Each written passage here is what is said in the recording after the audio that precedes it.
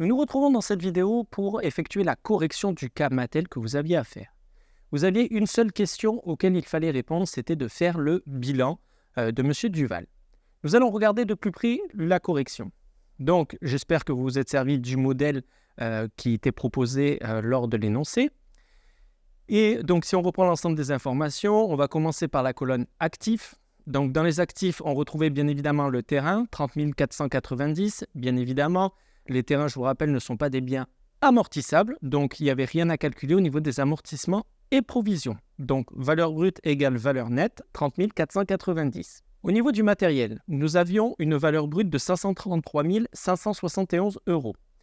Et là, il fallait bien évidemment calculer l'amortissement, d'accord, puisque c'est un bien qui a été acheté à N-2, donc il y a un amortissement à peu près à l'arrondi, de 213 428 euros pour une valeur nette de 320 143 euros. Ça, c'était pour la première partie au niveau de l'actif. Au niveau de l'actif circulant, on avait des stocks de matières premières pour 45 735, des stocks en cours pour 38 112. Okay, tout ça, c'était des données qui vous étaient données. Stock produits finis, 68 602.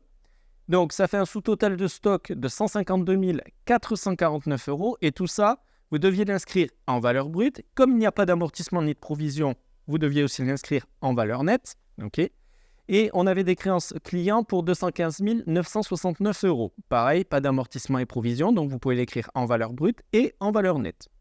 Les disponibilités vous étaient données, 21 339 euros. Pareil, en valeur brute et en valeur nette. On trouve donc un total à l'actif de 740 390 euros. D'accord ?